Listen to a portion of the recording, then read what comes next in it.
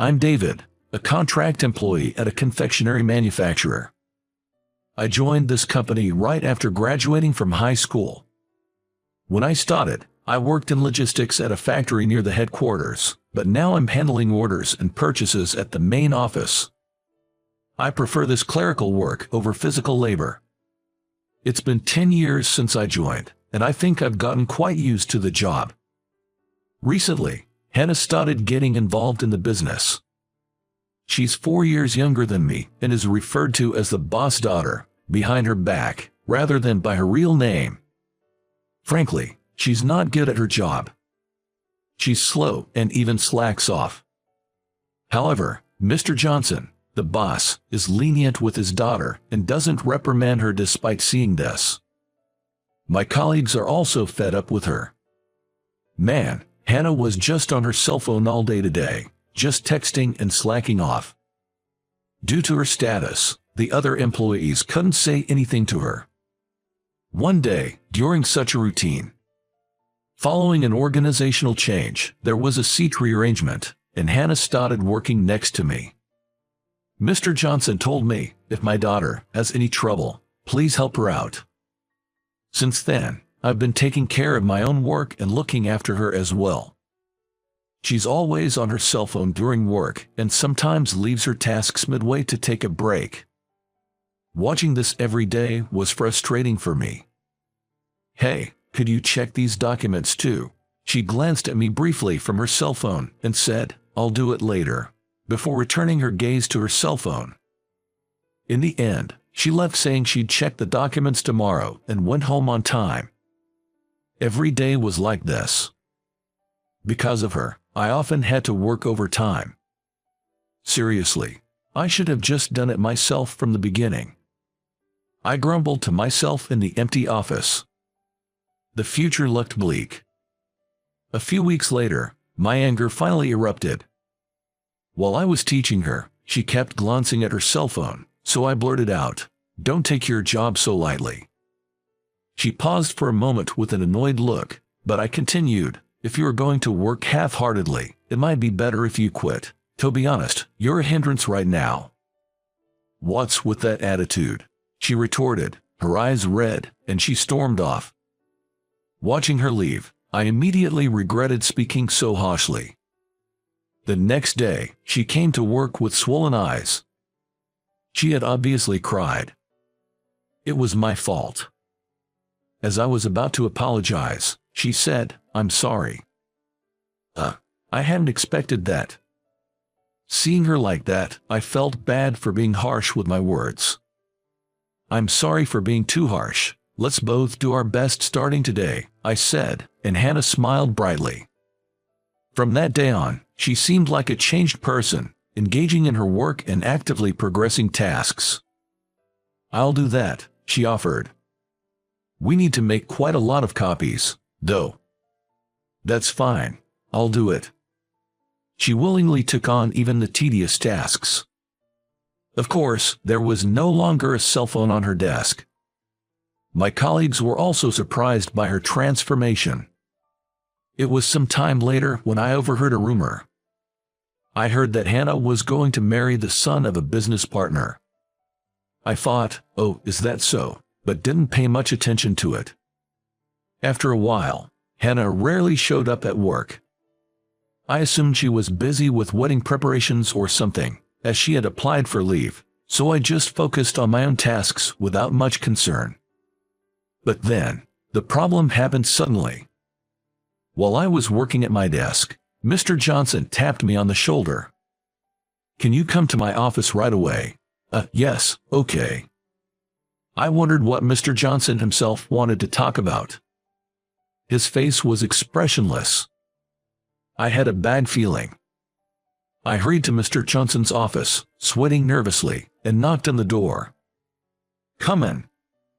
As I slowly opened the door, there sat Mr. Johnson with a stern face. Stunned, I heard Mr. Johnson say, "You really harassed my daughter, didn't you?" I was confused. "I'm sorry, but what are you talking about?" According to Mr. Johnson, I had made her suddenly do a large amount of copying during work as a form of harassment. He said that because of this, she recently became afraid to come to the company and couldn't show her face. It seemed Hannah had taken my scolding more seriously than I thought. So that's what it was. I felt betrayed. The copying was a task she volunteered for herself. I didn't request it to her. I tried to explain the truth to Mr. Johnson, but he wouldn't listen. Eventually, I was demoted to a factory in the countryside. Angry and misunderstood, I thought about quitting the job, but with no special skills and unsure about finding another job quickly, I ended up heading to the new location 2 weeks later. At the new factory I was transferred to, I ended up being assigned a wide range of tasks, from production work to administrative duties. It's significantly harder than when I was at the headquarters. However, there was a silver lining. The factory had many older women who were all friendly and made the job much easier. In particular, I got along well with Mary, a lady in her 50s who worked part-time. Mary appeared to be quite a veteran part-time employee, very knowledgeable about the company. She seemed to be aware of not only the factory's workings but also those of the headquarters. Tired, hut here, this is juice I made from oranges grown in my garden, and I also made some cheesecakes. Please have some. Mary always brought me drinks and snacks when I was working overtime. Well, that looks delicious. I'd like some too. Other part-timers, hungry from overtime, also gathered around. Not to be rude, but Mary was like a mother to everyone.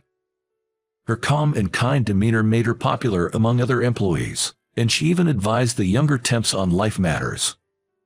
"Mary, I'm thinking about getting married. Can we talk for a bit?" Of course. So, who is she? Thanks to her, the factory had a very homely atmosphere. I was living a fulfilling, though challenging, life. Then, one day, something unexpected happened. Hannah, of all people, came to the factory. As soon as she saw me, she apologized, saying, "I'm really sorry." Her sudden appearance and immediate apology left everyone around us in a daze. It seemed like the factory workers didn't know she was Hannah. Confused, I just stared at her. Then Mary appeared behind me. Seeing Hannah, Mary seemed surprised and whispered, "Lucy." Then, like a mother, she stroked her head and said, "You've grown up so much." Had she worked at this factory before? Then, somewhat shyly, Hannah said, "It's been a long time, Mom." I was stunned, hearing that word. The employees around us were also shocked by her calling Mary Mom. We decided to talk in a separate room. Hannah, with tears in her eyes, kept apologizing, saying, "I'm really, really sorry for the trouble I caused." Then Mary asked her, "What's going on? What happened?" Hannah began to explain bit by bit. She didn't hold a grudge for being scolded by me. In fact, she was grateful for the strict guidance. I had a sick rabbit at home, so I installed a camera in my room to watch it constantly. I was so worried that I kept looking at it even at work, and if anything seemed wrong, I'd immediately text the vet. That's why I couldn't focus on work. After being scolded, I realized I couldn't keep this up while everyone else was working hard, so I left my rabbit with the vet. That's what it was all about. Finally, I understood why she was always looking at her cell phone. Then, I told my dad that being scolded at work was a wake-up call for me, but somehow he misunderstood and thought I was harassed by being made to do lots of copying. Once he gets something in his head, he won't listen to anyone. And she came to apologize because she was shocked to find out I had been transferred to the factory after she took a leave to care for her rabbit's surgery. That's when Mary spoke up as if she had realized something.